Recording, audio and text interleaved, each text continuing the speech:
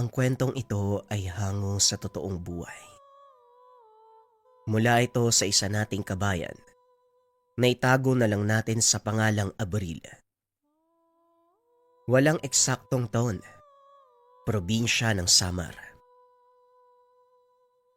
Balita ko may palaro ng arnis sa kabilang bayan. Sasali ka ba, Abril? Titignan ko pa, Dado. Kasi baka magsabay sa pista doon kina Mang Brando eh. Inimbitaan kasi ko lumaban doon. Ganun ba? Balita ko, malaki daw ang papremyo ni Don Sigfrid sa mananalo. Kung meron lang akong talento ng kagaya sa'yo, susunggabang ko na yun. Sayang din ang pera. Muling wika ng kaibigang sedado. Kakausapin ko muna si Mang Brando. Baka magalit siya eh. Kailan ba ang palaro? Tugon ni Abril. Sa susunod na Biyernes. Mauna ata yung pista kina Mang Brando. Magpaalam ka kaya, papayag naman yun eh. Mabuti pa nga. Tara, samahan mo ako. Pag-uusap ng dalawa. Biyasa sa larangan ng arnis si Abril simula pagkabata. Sinanay na ito sa pakikipaglaban dahil na rin sa legasiya ng kanyang angkan. Mula sa hanay ng mga mandirigma ang binata, ang kanyang lolo Justo, kabilang sa mga revolusyonaryong nagpabagsak sa pamahalaan ng mga Amerikano noong panahon ng pananakop.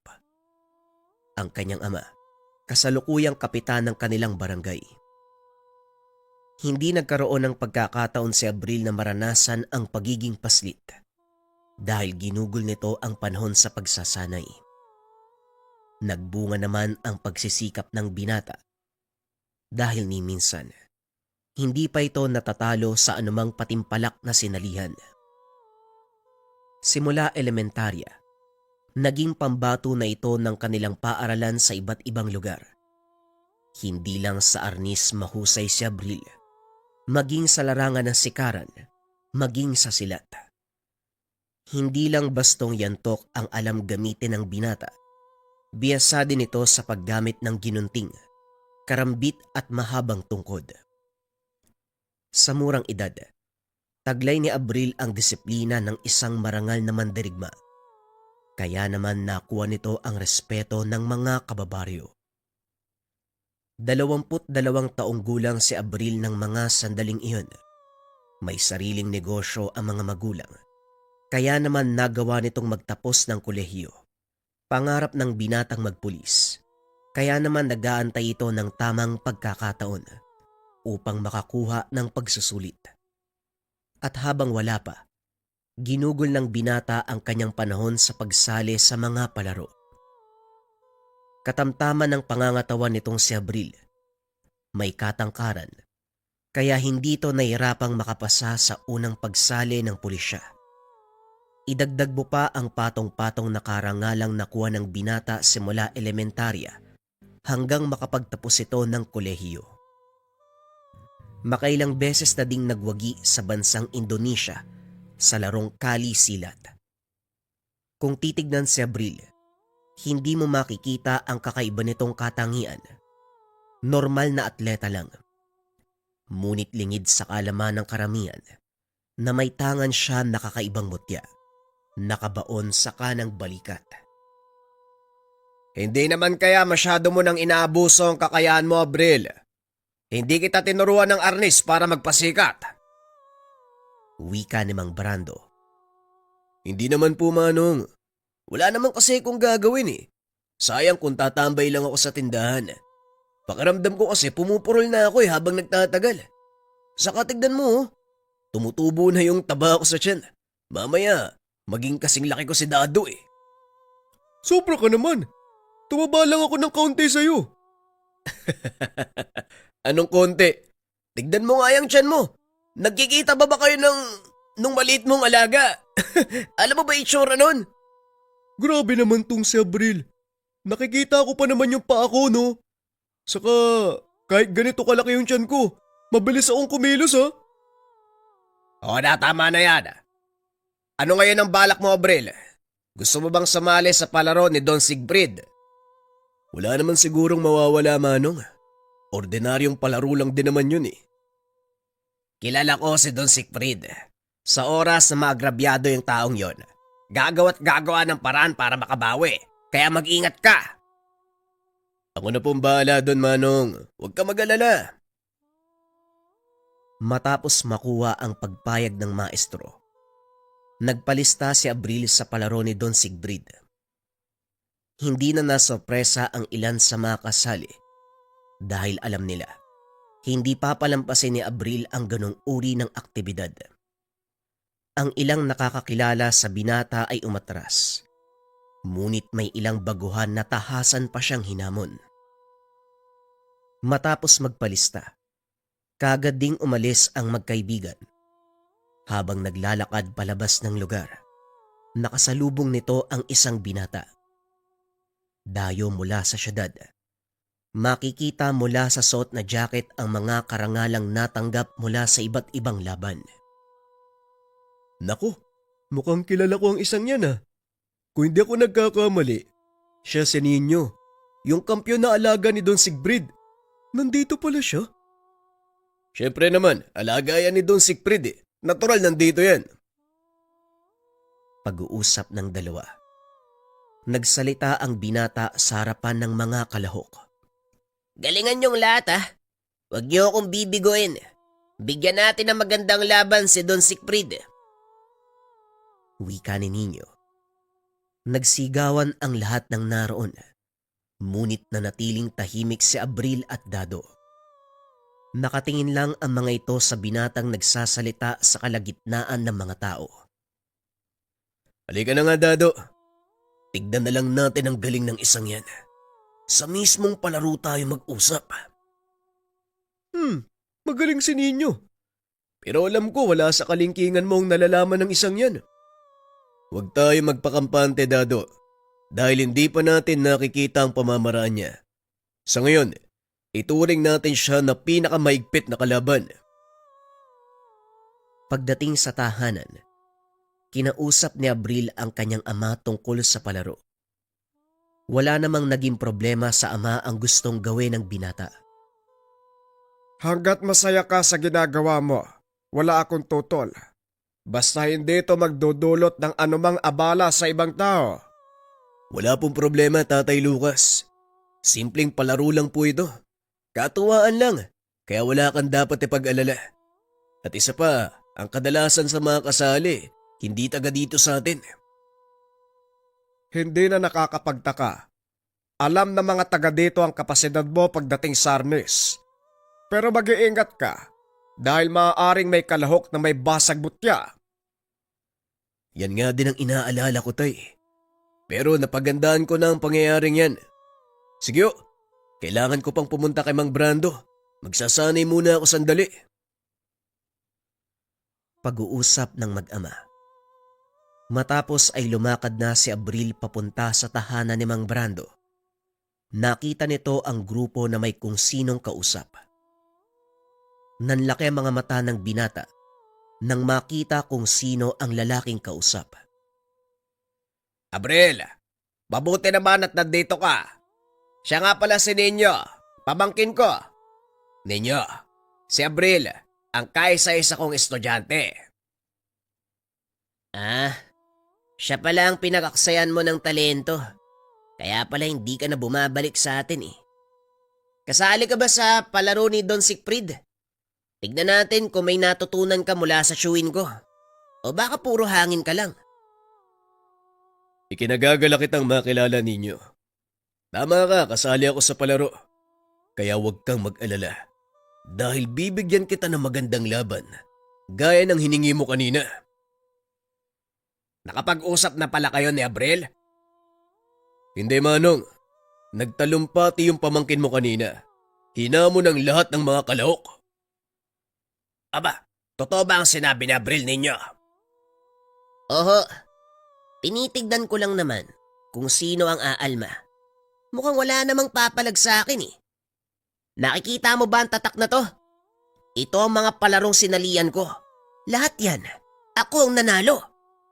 Wika ni Nino habang ipinapakita kay Abril ang suot na jacket. Napailing na lang si Abril dahil sa kayabangan nito. Nasa na ang disiplinang itinuro ko sa'yo ninyo? Naging mayabang ka na. Tandaan mo, hindi karangalan ng dahilan kung bakit ko itinuro sa'yo mga nalalaman ko. Ay nako, wag mo akong pangaralan. Tinuruan mo lang ako. Nagsikap ako sa sariling paraan para lang marating kung anong meron ako ngayon. Hindi ka karapat dapat na tawaging maestro. Biglang itinulak ni Abril si Nino upang sawayin sa pagsasalita ng masama sa guro. Sobra ka kung magsalita. Hindi ko alam kung anong nangyari sa'yo, pero sa palagay ko, wala kang karapatan na pagsalitaan ng ganyan si Mang Brando. Tama na, Abril. Ako na bahala sa kanya. Ninyo, hindi mo alam ang totoong nangyari. Kaya wag mo kong husgahan. Bakit hindi mo tanungin ang taong sumusuporta sa'yo ngayon? Wag mo nang ituro sa iba ang pagiging irresponsable mong guro. Wala ka naiintindihan ninyo. At sana lang unawain mong mabuti ang mga nangyayari bago ka maniwala sa mga sinasabi ng iba. Walang kwentang makipag-usap sa'yo. Naparito lang naman ako kasi nalaman ko may mag-aaral kang sasali sa palaro. Hindi ko akalain ito pala yung sinasabi nila. Hoy, ang tanong, may ibubuga ka ba? Magkita na lang tayo sa palaro. Hindi ako mahawak ng baston sa labas ng arena. Mayabang ka, ha? O sige, tignan natin. Wika ng binata sabay talikod. Hindi na nagsalita pa si Brando. Hinayaan niya itong umalis. Napakatalim ng dila ng ninyong yan Pasensya na po kay Manong kung napagsalitaan ko ng hindi maganda ang pamangkin mo. Sumusobra na kasi. Walang kaso, Abril. Mabuti nga na pagsabihan mo siya. Mabait na bata yan si Nino dati. Nitong mga nakaraang taon, nung iwanan ko siya sa kanyang ama, biglang nagbago yung ugali. Lalo pa, nang makatikim ng unang panalo Yumabang, lumaki yung ulo. Yan nga po nakikita ko sa kanya, Manong. Pero may kalalagyan yung taong yan sa akin. Tignan mo kung paano ko siyang turuan ng leksyon. Naging mag-aaral mo siya, pero hindi yun ang disiplinang itinuro mo sa amin. Pero maiba ako, bakit ka ba nandito? Gusto ko po sana magsanay kahit sandali lang. Medyo kinakalawang na yung kasukasuan ko Gano'n ba? O sige. Libre naman ang magsanay sa bakuran nyo. Bakit dito ko pa magsasanay? Ganado kasi ako magsanay dito At saka maalawan ang paligid. Magsanay ka lang dyan. Maghahanda ako ng merienda.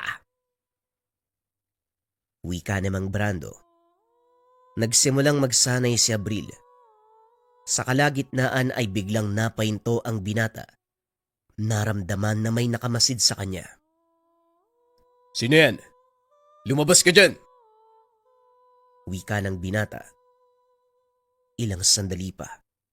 Isang matanda na may dalang baston ang lumabas mula sa likod ng kubo. Mukhang may pinaghahandaan kang laban. Maaari ba kong makisali sa pagsasanay mo? Nagulat si Abril sa tanong ng matanda. Dahil kung titignan, halos puti na ang lahat ng buhok nito. Ngunit matikas pa rin ang pangangatawan. Pinagbigyan nito ng binata. O sige Manong, kung yan po ang gusto nyo. Baka sakaling may matutunan ako mula sa inyo. May matutunan? Matanda na ako. Gusto ko lang ng kaunting ensayo. Nakita ni Abril ang hawak nitong baston. Napansin na isa itong uri ng mataas sa sandata ng arnis na kung tawagin ay kamagong. Gawa sa mismong puno ng kamagong ang baston. Kulay itim at malabakal sa tigas. Kaya naman ito ang madalas na ginagamit ng mga batikan sa kalisilat. Napansin ko lang tatang, kamagong ang hawak mong baston. Sabihin mo sa akin, dati ka bang manlalaro ng arnis? Parang gano'n na nga. Pero matagal na panahon na ang nakalipas. Hindi ko nga alam kung kaya ko pang makipagsabayan. Pero huwag kang magdadalawang isip. Sumugod ka ng buong lakas dahil hindi kita sasantuin. Walang problema. Kung yan ang gusto nyo, Tatang. Bueno, maganda ka. Eto na ko. Biglang humataw ang matanda. Laking gulat ni Abril dahil tumalsik ang hawak nitong baston. Tinignan ng binata ang matanda. Nakitang nakangiti lang ito habang paikot-ikot ang baston sa kanang kamay. Sa isip ni Abril, dahil lang ito sa tigas ng hawak niyang baston, masyadong nakumpiyansa, kaya naman hindi nito hinigpitan ang hawak sa sandata. Pasensya na po, Manong. Higpitan ko ang hawak sa baston ko. Muling sumugod ang matanda at gaya ng unang pangyayari, nabitawan na naman ni Abril ang sandata. Ano ba yan? Bakit lagi mong nabibitawan ang baston mo? Kung sa totoong laban, ilang beses ka nang napaltokan ng kalaban mo? Muling dinampot ni Abril ang baston. Sa pagkakataong iyon siya naman ang sumugod. Sinalo ng matanda ang baston gamit ang kamagong. Pinilipit ang sandata sa braso ng binata, dahilan para mapalo dito at mabitawan ng baston.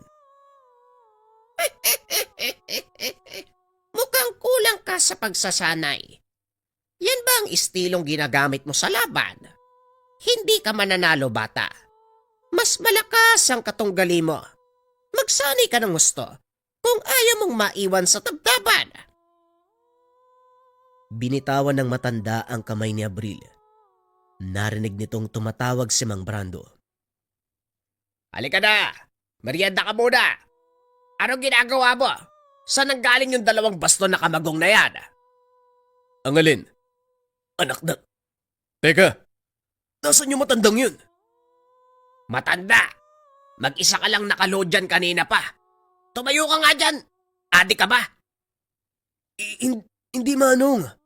Seryoso ko. May matanda akong kasabay na nagsasanay dito. Kaya ako nakaluhod dahil nagawa niyang pilipitin ang braso ko. Seryoso din ako. Mag-isa ka lang na nagsasanay. Para kang nakikipaglaban sa hangin. May palhod-load ka pa. Napagtanto ni Abril. Hindi nakikita ni Mang Brando ang matandang nakatunggali. Hindi ko malaman eh. Bakit hindi mo nakikita yung matandang sinasabi ko? Bago ka dumating, hawak-hawak niya yung kamay ko. Ay nako, ang mabuti pa kumain ka na lang. Eto nilagang kamote at mainit na kape. Habang kumakain ka dyan, amin na nga yan munang baston na yan. Saan mo ba nakuha to? Ngayon ko lang... Teka, pamilyar yung baston na to ah. Sadali lang, may kukunin ako. Dali-daling tumakbo si Mang Brando papasok ng tahanan. At nang bumalik, dala niya ang larawan ng isang matipunong lalaki. May hawak na 2 itim na baston. Katulad ito ng sa kanya. Sino naman po ang taong yan? Si Lolo Miguel, ang ama ng aking ama. Isang kampyong mandirigma. Biyasa sa paggamit ng bastong kamagong, gaya nitong hawak mo. Pinagmasdang mabuti ni Abril ang hawak ng lalaking nasa larawan. Nakita nito ang pangalang nakaukit sa bandang hawakan. Ano to? Dos pares? Pinagmasdan ang hawak na baston. Nakita ang mga katagang nakaukit. Dahil sa pagkagulat nabitawan nito ni Abril. Ang bastong nasa larawan at ang hawak niya ay iisa. Mabaging langit. Paanong napunta sa iyo ang baston ni Tatang Miguel? Dinala niya ito sa hukay. Hindi niya inayaang mapunta sa kahit kanino ang kamagong na yan. Manong nananayo ang balahibo ko ha. Kaya wag mo kong tinatakot ng ganyan. At isa ba, paanong babangon ang taong namatay? Ilang dekada nang nakakaraan. Hindi ako maaaring magkamali, Abril. Ang sandatang yan ay walang iba. Pagmamay-ari yan ni Tatang Miguel. Ang nakakapagtaka kung paano yan napunta sa'yo. Maniwala ka o hindi, Manong. May nakalaban akong matanda, puti yung buhok. Napansin ko sa braso niya, yung marka ng kagaya ng sa inyo. Nanlaki ang mga mata ni Mang Brando. Ni minsan, Hindi pa nakikita ni Abril ang matanda. Totoo ang sinasabi ng binata. May marka ng ulo ng tigre sa kanang braso si Tandang Miguel. Si Tandang Miguel, ang kauna-unahang Pilipinong nagsanay sa bandang Indonesia sa larangan ng kalisilat. At ang tigreng nasa kanyang braso, sa gisag na nakapagtapos siya sa ilalim ng isang mahusay na guro. Kaya pala, makalumang pamamaraan ang ginagamit niya. Ngayon nauunawaan ko na. Misteryo pa rin sa akin ang bastong ito. Paano mo ipapaliwanag ang pagpapakita nito kung talagang naisama ito sa paglibing sa kanya? Hindi talaga ako makapaniwala na nakaharap mo si Tatang Miguel. Kung hindi mo pa natukoy ang pamamaraan ng pakikipaglaban niya. Hindi rin ako makapaniwala na patay na yung taong nakalaban ko. Pero bakit niya iniwan sa akin ang bastong to? Meron akong hindi nasabi sa'yo tungkol sa mutyang nakabaon sa braso mo. Ang bastong hawak mo, binasbasa ng isang ermitanyo. Kasabay nito ang mutya ng kamagong na nasa sayo. Tumanggi si Tatang Miguel na ibaon sa kanya ang mutya. Kaya naman nang mamatay siya, iniwan niya ito sa pangalaga ng tatay mo. Mag-aaral din ni Tatang Miguel si Lucas, isa sa pinakamagaling na naging estudyante niya noong araw. Hindi nakakapagtaka. Pero bakit ibang estilo ni tatay sa pakikipaglaban? Hindi pare-pareho ang estilo namin. Iba ang itinuro sa kanya, iba din ang sa akin. Sa ganung paraan, kung sakaling magkaroon man kami ng mga mag-aaral, madaling matukoy kung sino ang nagturo at kung ano ang estilo. Mas naiintindihan ko na ngayon. Kaya pala, malayo ang pamamaraang ginagamit ni tatay kumpara sa'yo. Pero pareho lang ng konsepto. Isa lang ang pinag-ugatan nito. Yon ang kalinangan ng arnes. Maaaring nadagdagan lang ito. Ngunit iisa pa din ang puno. Ano naman ang kakayahan ng baston? Papalabasin nito ang totoo mong kakayahan. Makikita mo sa oras na mapalabang ka. Iniiwasan ko pa naman na makalaban si Ninyo. Pero wala eh. Parang sinadyang makaharap ko siya. Masyadong mapasok si Ninyo. Dahil na din sa mga napagdaanan niyang pagsasanay at natikmang tagumpay. Siguro ikaw lang ang ginamit ni Tatang Miguel para ilagay sa lugar ang apo niya sa tuhod. Siguro nga. Sana lang hindi magtanim ng galit sa akin si Ninyo. Lalo pat isa lang kami ng maestro. Gabi na nang matapos ang pag-uusap ng dalawa. Hindi na naituloy ni Abril ang pagsasanay dahil nalibang ito sa pakikipag-usap. Habang pauwi, nakasalubong nito si Dado.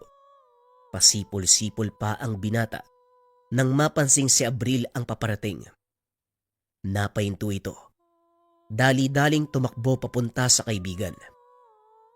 Abril, saan ka nang galing? Kanina pa kita hinahanap eh. Doon kinamang Brando. Anong meron? Hawak ko ng listahan na maghaharap sa palaro. At mukhang sinerte ka ah. Nasa kabilang bahagi kayo ni Ninyo. May pag-asang kayo maging magkatunggali. Hindi na nakakagulat. Sa palagay ko, sinadya yan ni Don Siegfried. Sinadya? Bakit niya gagawin yun? Tauhan nga ni Don Siegfried si Ninyo, di ba? Nagkarap kami kanina sa bahay ni Mang Brando. Alam mo bang pamangkin niya yung kumag na yun? Pamangkin? Ayos lang sa kanya na makarap mo sa laban si Ninyo? Normal lang yun. Kahit nga kapatid, kung talagang pag-aarapin kayo pwede. Kaya maaaring hiniling ni Ninyo kay Don Siegfried na paghiwalayan kami ng hanay para kung sakaling pareho kami makalusot sa kampyonato, kami ang magharap. Aba, talagang malalim ang galit sa'yo ng taong yun ah. Nung una wala lang yun eh. Pero nang malaman niyang estudyante ako ni Mang Brando, parang sinilaban ang tenga niya. Hamunin ba naman ako? Magsalita ng masama sa harap ko si Manong? Obserbasyon ko lang sa taong yun ah. Parang mayabang talaga siya. Tignan mo ang mangyayari dyan. May kalalagyan sa akin yung mayabang na yan. Matapos mag-usap ng dalawa, nagpaalam na si Abril. Umuwi na ito dahil kailangan niyang maganda para sa laban. Isang araw na lang, magsisimula na ang palaro. Kinabukasan, nagpaalam si Abril sa ama na magpapahinga muna sa pagbabantay ng kanilang tindahan dahil kailangan niyang kondisyonin ang katawan at isipan para sa laban. Handa ka na ba sa laban mo bukas? Pasensya ka na, hindi kita masasamahan. Abala ko sa tindahan eh. Walang problema, tay. Naiintindihan ko. Naroon naman si Dado sa Mang Brando. Gusto ko din sanang panoorin ang laban mo eh. Pero wala kasing tatao dito sa tindahan. Pasensya ka na ha. Unang beses na wala ako sa laban mo. Ano ka ba naman, tay? Wala kang dapat alalahanin, kaya ko yan. Ipanatag mo ang kalooban mo. Mananalo po ako. Pag-uusap ng mag-ama. Kinabukasan maagang sinundo ni Dado ang binata. Nang makarating sila sa pagdadausan ng palaro, marami ng tao ang naroon. Mukhang marami ang manunood ngayon ah. Kinakabahan ka ba, Abril? Medyo, pero ayos lang. Hindi naman maiiwasan ang kabahan eh. Pero kaya ko yan. Ako pa ba? Yan ang gusto ko sa'yo eh.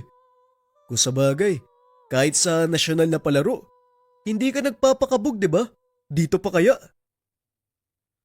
Habang papasok ang dalawa, tinawag ang mga ito ni Mang Brando.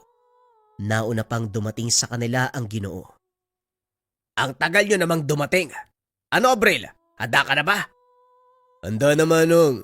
Pero kinakabahan lang. Mawawala din yan. Tandaan mo, hindi basta-basta ang kakayahang taglay ni Ninyo. Mahusay siya sa lahat ng larangang alam mo. Maaari niyang gamitin sa'yo ang mga natutunan mo. Oo, Manong. Napag-isipan ko na din yan eh. Napagandaan. Lalo na nang malaman kong pamangkin mo siya. Huwag kang mag-alala. Alam ko ang gagawin. Magaling. Halika na. Ilang minuto na lang magsisimula ng palaro. Marami ang mga kalahok na dumating.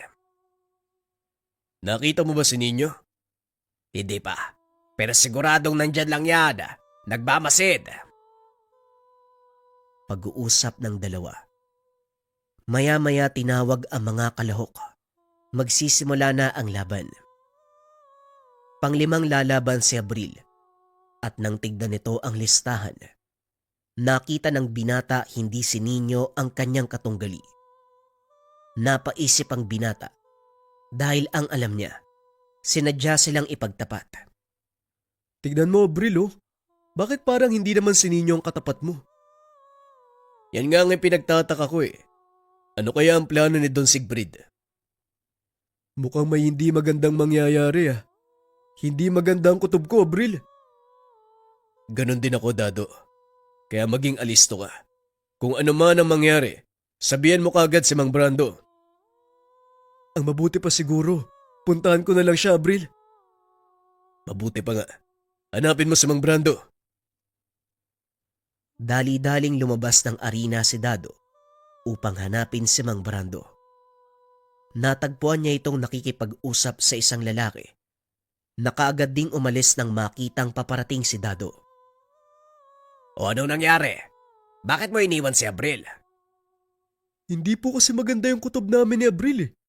Wala po sa listahan ng lalaban si Ninyo. Talagang hindi mo siya makikita sa listahan. Dahil nag-aantay lang si Ninyo kung sino ang mananalo at siya ang huling lalaban. Parang hindi naman yata patas yun, Manong. Pagod na sa laban ng mga kalahok. At kung sakaling manalo man si Abril, maaaring makita ni Ninyo ang kanyang mga galaw. Mas madali para sa kanyang manalo. Yan talaga ang plano nila. Sinisiguro ni Don Sigfrid na mananalo ang kanyang pambato. Magtiwala ka lang sa kaibigan mo. Alam niya ang gagawin. O sige po. Sasabihin ko po yan kay Abril ah. Teka, bakit ba nandito kayo sa labas? May inaabangan lang ako. Sige na, punta mo na si Abril. Muling bumalik si Dado. Ngunit hindi na siya pinapasok sa dinaanan, kaya napilitan nito na dumaan sa likod. Nadaanan nito ang dalawang lalaking nag-uusap. Narinig ng binata ang pangalan ni Abril, kaya huminto ito para makinig. Hindi naman kaya ako'y mapahamak sa gusto mong mangyari ninyo. Magtiwala ka lang kay Don Siegfried. Lumpuin mo si Abril at siguraduhin mong hindi niya na magagamit ang kanyang mga pa. Sa oras na masiguro natin ang panalo, malaking pera ang ibibigay sa iyo ng amo ko. Anuin mo yung titulo kung wala ka may lalagay sa lamesa niyo. Kung sa bagay, tama ka. O sige, ako bahala. Matapos mag-usap, kaagad naghiwalay ang mga ito. Napagtanto ng binata si Nino ang kausap ng isa sa mga kalahok. Nagtago naman si Dado sa likod ng haligi para hindi mapansin. Nang masigurong wala na ang mga ito, dali-dali na siyang pumunta sa kinaroroonan ni Abril. Oh, anong nangyari sa'yo, Dado? Bakit tumahangos ka? Delikado, Abril. Ikaw ang punterya ng mga manlalaro. Narinig ko eh. Nakikipag-usap si Nino sa isa sa mga kasali. Depensahan mo yung paa mo ha. Ang sabi ni Nino, dapat daw lumpuin ka eh, kahit matalo pa yung kalahok. Hindi pwede sa palaro na patamaan mo ang paa ng kalaban. Sigurado matatanggal yun. Walang pakialam sa titulo ang kalaban, Abril. Intensyon nila na lumpuin ka para hindi ka na makapagpatuloy sa laban. Maraming salamat, Dado. Maaasahan ka talaga. Akong bahala. Dito ka lang. Ako na ang lalaban. Tumayo si Abril at dinampot ang baston. Matapos ay naglakad papunta sa gitna ng ring. Tahimik ang paligid. At nang pumasok ang kalaban, nagsigawan ang mga ito. Sa pagkakataong iyon, napagtanto ni Abril na kahit manalo siya sa laban, hindi pa rin papaboran ng mga hurado dahil luto ang palaro. Habang nag-aantay na magsimula ang laban, iniikot ni Abril ang tingin sa paligid upang hanapin ang guro. Nakita nito si Mang Brando, nakatayo sa gawing dulo. Kumaway ito sa kanya at sumenyas. Itinaas ang kanyang kanang kamay na nakaturo sa baba ang hinlalaki. Alam ni Abril ang ibig sabihin nito. Tumango ang binata at hinarap ang katunggali. Doon pa lang napatunayan ni Abril na totoo ang sinasabi ni Dado dahil nakatingin na sa mga paa nito ang kalaban. Hoy, huwag ka masyado magpalata. Tumingin ka sa mata ng kalaban mo. Napangiti ang lalaki. Ibinigay na ang hudyat sa pagsisimula ng laban. Kapwa sumaludo ang magkabilang panig. Nagsipaghanda. Unang atake pa lang, tuhod na ng binata ang pinunterya ng kalaban. Ngunit hindi umalma ang tagapamagitan. Ayos ah. Ito ba ang gusto niyong laban? Tinanggal ng binata ang bagay na pumoprotekta sa kanyang ulo. Itinutok ang baston sa kalaban. Tanggalin mo ang mga nakabalot sa katawan mo. Dito natin malalaman kung sino talaga ang magaling. Sinaway ng tagapamagitan ang binata, ngunit itinulak niya ito palabas ng ring. Ibinibigay ko lang ang gusto niyong laban. Nais niyo kung pabagsakin. O sige, patunayan niyo na karapat dapat kayong gawin yun. Biglang nagsigawan ang mga tao nang marinig ang sinabi ng binata. Walang nagawa ang mga hurado kung hindi pahintulutan ang laban. Sinang-ayunan din ni Don Siegfried ang nais mangyari ng binata dahil mas maaaliw ang kanyang mga panauhin sa ganitong uri ng laban. Sige lang, pagbigyan niyo ang kailingan ng binatang yan. Magandang ideya ang gusto niyang mangyari dahil ito ang kagustuhan ng ating mga panauhin. Wika ni Don Siegfried. Mula sa kinaroroonan nito, walang nagawa ang kalaban ni Abril, kundi tanggalin ang mga nakabalot sa kanyang katawan. Nagubad ng pang-itaas na damit ang binata. Itinali sa noo ang telang nakapalupot sa kanyang bewang. Hinampas nito sa sahig ng arena ang dalawang baston. Gumuhit ng pabilog. O sige, Subukan mong pumasok. Wika ng binata. Umatake ang kalaban, ngunit hindi ito makapasok sa depensa ni Abril. Ilang beses ding nabitawan ng katunggali ang kanyang sandata. Si Abril pa mismo ang nag-aabot nito sa kanya. Masyado ka mayabang. Magantay ka lang. Mamaya yung ngiti mo mapapalitan ng iyak. Talaga? Sige nga, gawin mo. Biglang sumugod ang kalaban. Hinataw nito si Abril sa ulo gamit ang kanang baston at ang kaliwa naman sa bandang bewang ni Abril. Nagawa itong sanggain ng binata, gumante ng atake. Sa hindi inaasahang pagkakataon, tinamaan sa braso ang kalaban, dahilan para muli nitong mabitawan ang sandata. Doon na nagsimulang magsigawan ang mga manonood. Inihagis ni Abril ang kanyang baston papunta kay Dado. Total, wala namang batas sa palarong ito. Bakit hindi tayo maglaban ng mano-mano?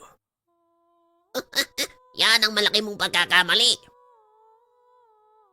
Hindi nagdalawang isip ang lalaki na bitawan ng sandata. Sinugod niya si Abril. Sunod-sunod na suntok ang pinakawalan. Ngunit mabilis na naiilagan ni Abril ang lahat ng atake nang hindi umaalis sa pwesto. Isang suntok lang ang ginamit ni Abril. Napatras ang kalaban at napaluhod.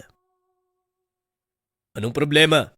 Bakit parang hindi mo na yata kaya? Muling sumugod ang lalaki. Pinunterya ang paa ng binata. Hinayaan nitong tamaan siya. Sa pagkakataong iyon napasigaw ang kalaban nang mabali ang kanyang binti. Dali-daling umakyat ang ilang kalalakian. Inalalayan nito pababa ng ring. Hinanap ng binata si Nino dahil alam niya nasa paligid lang ang katunggali. Nang matagpuan ay tinuro niya ito. Bumaba ka dito. Lumaban ka ng patas. Hindi yung gagamitin mo pa yung ibang tao para lang makalamang. Anong klase kang katunggali? Duwag! Wika ni Abril. Akmang bababa na sana si Nino. Pinigilan nito ni Don Sigfrid. Hindi pa ito ang tamang oras para magkarap kayo. Ngayong nakita mo na ang kakayahan ng binatang yan, siguradong mapaghahandaan mo ang susunod yung pagharap. Sa ngayon, hayaan mo siyang lasapin ng tagumpay. Bumawi tayo sa susunod. Don Sigfrid. Umalis na po tayo dito. Pag-uusap ng dalawa. Matapos ay lumabas na ang mga ito sa arena. Samantalang si Dado at Mang Brando umakyat sa ring upang alalayan si Abril. Ayos ka lang ba? Mabuti na lang hindi mo tinuluyan yung taong yon. Wala naman talaga akong balak na tuluyan siya. Gusto ko lang ipakita kay Nino na hindi uubra mga taktika nila. Kilala mo ko, Manong. Sa dami ng napagdaanan kong laban, hindi na bago sa akin ang mga ganong uri ng pandaraya. Kailangan laruin mo sila sa kanilang sariling laro. Habang tumatagal, lalo kang tumutuso, Abril. Pero sigurado ko, may plano ang pamangkin ko sa'yo. Yan po ang kailangan nating pagandaan. Pero kung ano man ang binabalak niya, sana lang walang madamay na ibang tao. Ayoko nang maulit pa ang nangyari ngayon. Habang nag-uusap ang dalawa, nakita ni Abril ang Don. Naglalakad papunta sa kanilang kinakatayuan. Binabati kita sa pagkapanalo. Hindi ko inaasahan na sasali ka pala. Pero mahusay ang pinakita mo sa laban. Huwag mo kong pakitaan ng pagiging ipokrito, Don Sigfrid. Alam ko ang plano mo. Pasensya na, pero hindi ako yung tipo ng tao na makikipaglokohan sa'yo. Masyadong mainit ang ulo mo. Naparito lang ako para batiin ka at balaan. Ingatan mo ang talas ng dila mo. Baka dyan ka mapahamak. Pinagbabantaan niyo po ba ako? Hindi kita pinagbabantaan. Pinag-iingat ka lang. Dahil siguradong mangyayari sa'yo ang lahat ng sinasabi ko. Matapos magsalita, umalis na si Don Siegfried. Lalo namang nanggigil si Abril. Ramdam ito ng dalawang kasama.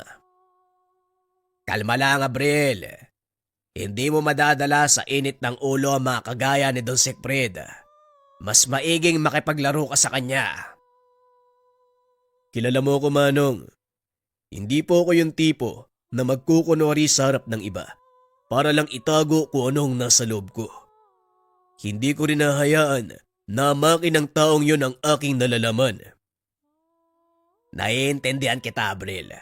Pero isipin mo, hindi lang ikaw ang maaaring mapahamak kung sakali. Biglang napaisip si Abril. Naalalang negosyante ang kanyang ama.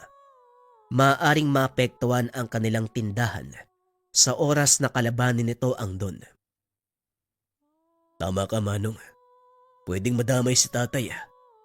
Pero anong gagawin natin? Ako nang bahala doon. Hindi ba may pupuntahan tayong laban sa kabilang bayan? Sugarol si Don Siegfried, kaya naroon siya. Alam mo namang pustahan ang magiging laban at sigurado sa ipinakita mong palaro, ikaw ang pupustahan niya. Kung ganun, anong plano? Sumunod ka lang sa mga sasabihin ko.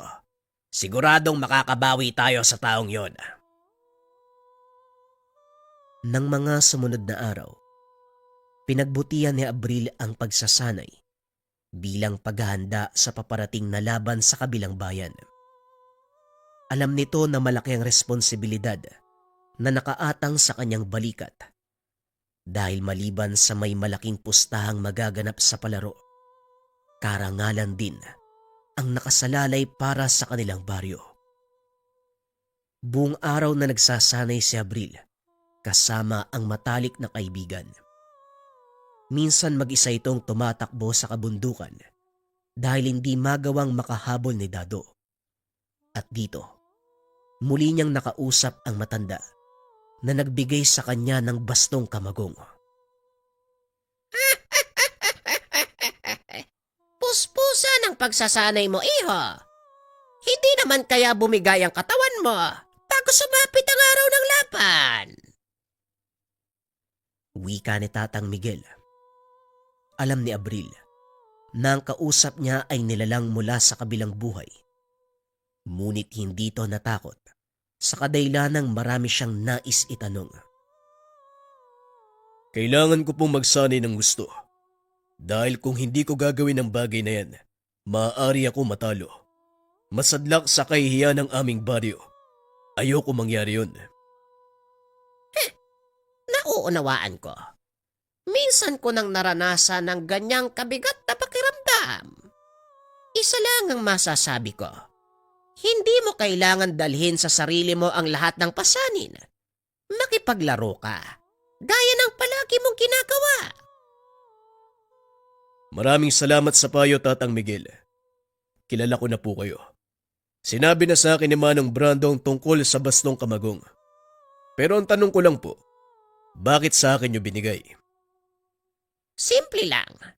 Dahil sa lahat ng mga henerasyong dumaan, ikaw ang nakitaan ng mutya ng kamagong ng kakaibang determinasyon. Ni minsan, hindi ka umurong sa anumang hamon, mapaarnis o totoong buhay.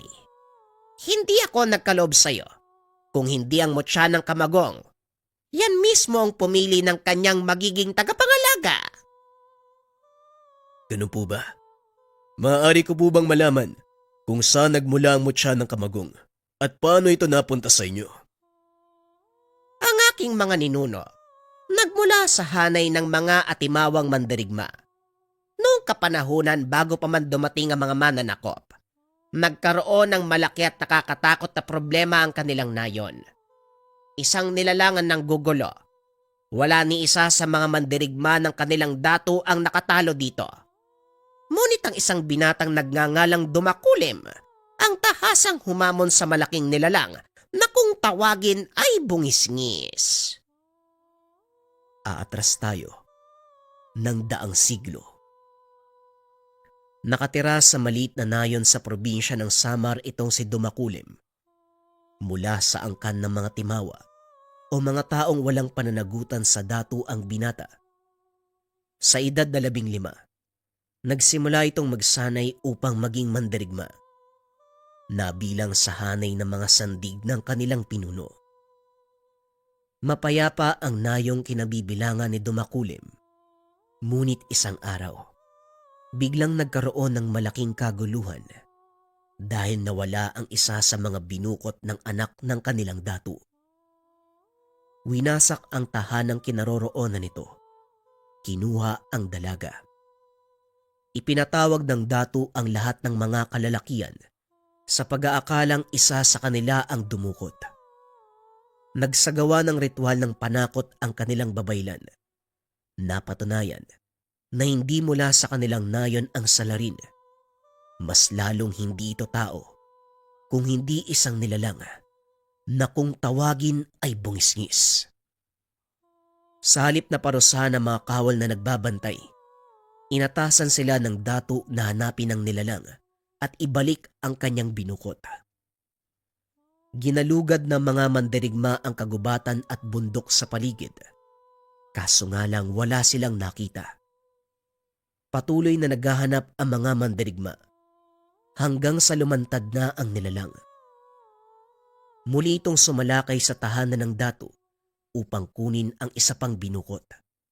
Saktong naroon si Dumakulim kasama ang kanyang ama. Nagatid sila Dumakulim ng bahagi ng kanilang ani para sa buong buwan. Habang nakikipag-usap sa datu, biglang nagsigawan ang mga tao. Dali-daling tumayo ang ama ni Dumakulim at lumabas. Nakita ang malaking itim na nilalang. Isa ang mata. May malaking pangil na nakausli. Panay ang tawa nito habang pilit na inaabot ang dalagang binukot sa kanyang silid. Dumampot ng 2 salo si Dumakulim. Walang pagdadalawang isip na hinampas ang nilalang sa ulo, dahilan para matupok ang iilang pirasong buhok. Umangil ng malakas ang nilalang habang inaapula ang apoy sa kanyang bumbunan. Tumakbo ito palayo. Dahil naglabasan na ang mga mandirigma, pinagbabato siya ng sibat. Humanga sa kabayanihan ni Dumakulim ang datu, maging ang mga mandirigma at sandig nito. Napag-alaman ng pinuno na nagsasanay ang binata bilang mandirigma. Nais itong mapabilang sa hanay ng mga sandig. Mahusay ang ginawa mo, binata. Hindi ko akalaing napakatapang mo pala. Hindi ka nagdalawang isip na sugurin ang napakalaking nilalang para lang iligtas ang isang binukot. Salamat sa papuri, Kapunuan. Ngunit ginawa ko lang ang nararapat. Gayunpaman, nagpapasalamat pa rin ako. Isang bagay pa, narinig ko mula sa aking mga sandig na isa ka sa mga nagsasanay bilang mandirigma at nais mong mapabilang sa hanay ng aking mga ngaway. Siyang tunay, Kapunuan. Pangarap ko simula magkaisip. At simula noon, hindi ko na ito nakalimutan. Kung gayon, dahil sa katapangan mong pinakita, itinatalaga kita bilang isang mandirigmang timawa. Sa loob ng 3 taon, mapapabilang ka sa hanay ng aking mga sandig. Ang iyong pangunahing tungkulin, siguraduhin ligtas ang buhay ng aking anak na binukot. Ito ang naging simula ng tungkulin ni Dumakulim. Sa pagdaan ng panahon, tumungtong sa tamang gulang ang binata. Napabilang ito sa sandig ng datu. Siya ang pinakabatang mandirigma ng mga panahong iyon. Ngunit ang katungkulan, kapantay lang ng ibang mandirigma. Naging mapayapa ang paligid. Hindi na muling bumalik ang bungisngis. Kaya tinuon ng datu ang atensyon sa pagpapalawak ng kanyang ahop. Naitalaga si Dumakulim na pamunuan ang isang pangkat ng mga mangangayaw upang sakupin ang mga karatig banwa. Nagtagumpay ang binata. Ilang ulo ng mga datu ang dinala sa paanan ng kanyang pinuno at bilang gantimpala, pinagkalooban ng sariling ahop ang binata Pinaasawa sa kanya ang isa sa mga binukot. Kalaunan, nagkaroon ng anak na babae si Dumakulim. Dito muling naganap ang pangyayaring matagal nilang kinalimutan.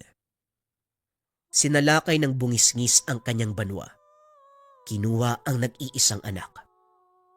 Hindi mapantayan ang galit ng binata ng mga sandaling iyon. Tinugis niya mag-isa ang nilalang. Nagawa niya itong patayin gamit ang bastong gawa sa kamagong. Bagaman nagtagumpay sa misyon, hindi na nito nagawang bawiin ang anak dahil kinain na ito ng bungisngis. Simula ng araw na yon, isinumpa ng binata ang sarili, maging ang ginamit na sandata. Sino man ang hahawak nito, hindi hihinto sa pakikipaglaban hanggang sa makamit ang minimithi.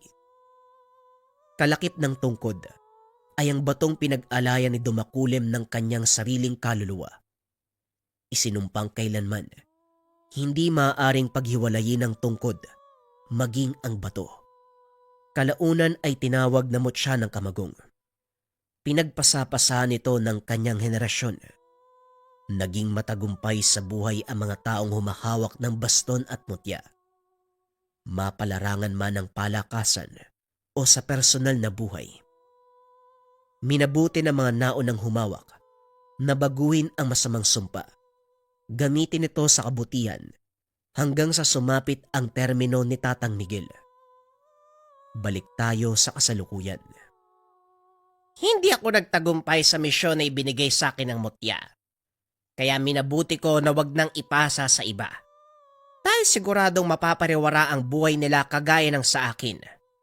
Ngunit hindi ako pinapatahimik ng mutya hanggang sa mahanap ko ang karapat-dapat na magmay-ari sa kanya. Heto ka ngayon sa harapan ko. Abril, ikaw ang pinili ng mutya. Kaya pakiusap, ituloy mo ang sinimulang kong misyon. Misyon, Tatang. Patay na ang bungisngis, hindi ba? Bakit kailangan niyo pang ipagpatuloy ang misyon? Hindi pa tapos ang misyon sa pagkamatay ni Dumakulim sa bungisngis. Dahil hindi nito nakamit ang totoong paghiganti. Kagaya ng mga henerasyon na dumaan, patuloy na nabuhay ang diwa ng bungisngis sa katauhan ng ibang tao. Yun ay walang iba, kung hindi ang katunggalimong si Ninyo. Teka, sandali lang, Tatang. Sinasabi niyo ba ang reinkarnasyon ng bungisngis ang pamangkin ni Mang Brando? Oo, Abril. Yun ang katotohanan. Bagay na hindi binanggit sa'yo ni Brando. Sa takot na mawala ang respeto mo sa kanya bilang guro at isipin mong masama siyang tao. Araw-araw ipinagdasal ni Brando na hindi dumating ang panahon na magkaharap kayo ni Ninyo dahil yun ang magtatakda ng katapusan ng isa sa inyo. Malawak ang pag-unawa ko sa mga bagay-bagay, Tatang. Kailanman hindi mawawala ang respeto ko sa aking guro. Nauunawaan ko na ngayon kung bakit siya nagpupursiging maturuan ako at ipasa sa akin ang lahat ng kaalaman niya. Dahil alam ni Manong Brando na darating ang araw na magkakarap kami ng kanyang pamangkin. Pag-uusap ng dalawa. Dito napagtanto ni Abril na siya ang naging kinakatawan ni Dumakulim. Simula nang ipasa sa kanya ni Tatang Miguel ang baston at nang ibaon ni Mang Brando ang mutya ng kamagong sa kanyang katawan. Matapos ang pag-uusap, nagpaalam ang binata sa puntod ni Tatang Miguel. Bitbitang pangako na tuluyan ng wawakasan ang daang siglong sigalot ng isang tao at isang engkanto na naghahangad ng paghiganti. Kinabukasan, maagang naganda si Mang Brando.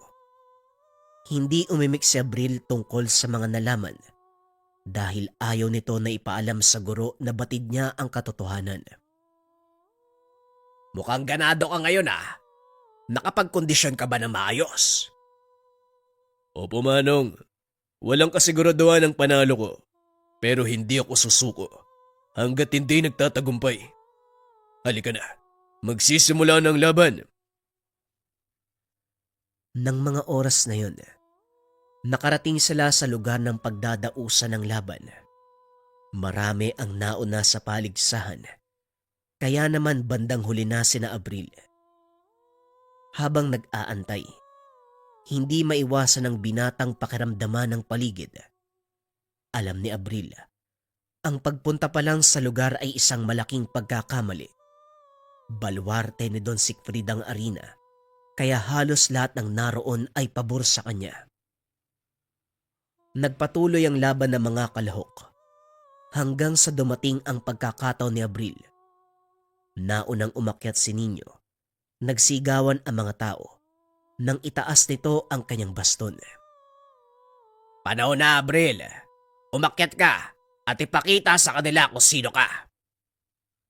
Wika ni Brando. Huminga ng malalim si Abril. Marahang umapak sa baitang paakyat sa ring. Nilingon ito ni Nino. Nginitian. Biglang nag-iba ang mukha ng binata. Nakita ni Abril ang imahe ng bungisngis. Tumawa ng malakas si Nino at nagsalita. Siguro naman, alam mo na ngayon kung bakit ka nandito. Hindi lang basta paligsahan ang laban. Ngayon ipapamalas ko sa iyo ang aking paghiganti sa ginawa ng angkan mo sa akin. Wika nito. Biglang nagdilim ang paningin ni Abril. Alam nito sa sarili na nawalan siya ng malay. Nagulat si Mang Brando. Dali-daling umakyat ng ring. Habang si Nino, pinagtatawanan ng binata sa pag-aakalang hinimatay sa takot. Abril! Abril! Ano nangyayari sa'yo? Huwag kang mag-alala. Hindi nawalan ng malay ang mag-aaral mo. Ako ang humalili sa kanya para ipagpatuloy ang laban namin ng bungisngis. Nanlaki ang mga mata ni Brando nang marinig ang boses ni Abril. Alam niya na hindi ito ang binata. Sa pagkakataong iyon, kampante si Brando na mananalo sa laban. Tio Brando, ilabas mo na yung alaga mo. Hindi na siya makakalaban. Tignan mo. Naimatay sa sobrang takot. Hindi na sumagot si Brando sa pangungutya ng pamangkin. Sa halip inalalayan nito si Abril na makatayo. Dumakuleb, kung ikaw man ang nasa loob ng katawan ng estudyante ko, nagpapasalamat ako dahil dumating ka. Malaki ang tiwala ko. Wawakasan mo ang mahabang panahong sigalot na ito. Ako nang bahala, Brando. Tumabi ka. Magsisimula na ang totoong laban. Umatras si Brando. Marahang tumayo si Dumakulem na noon ay nasa katauhan ni Abril. Tinignan nito si Nino. Nabura ang ngiti sa mukha ng binata. Sa wakas, nagising ka din. Mandirigmang Dumakulim. Alam mo ba kung gaano katagal ako nag-antay?